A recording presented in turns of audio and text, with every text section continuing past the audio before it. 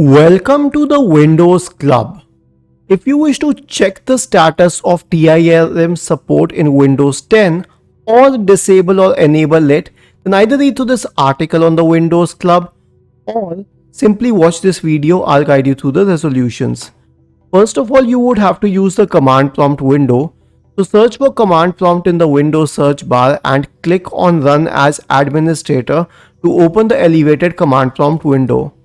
To check the status of TRIM, copy this command, which is the disable delete notify one, and then paste it here. Hit enter. It would show the status. The NTFS one is enabled and the REFS one is disabled.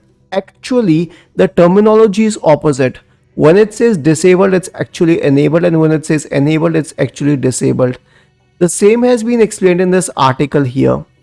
Then, if I wish to enable TRIM, I will copy this command and I'll paste it here, and then I'll hit enter, and it would say disabled, which means enabled.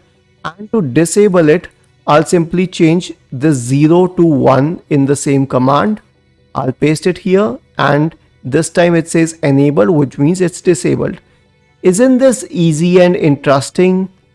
If you have any doubts, please go to the original article on the Windows Club, scroll down to the comment section and write your query. We will surely answer to it. Do not forget to subscribe to the channel. Thank you for watching this video and have a nice day.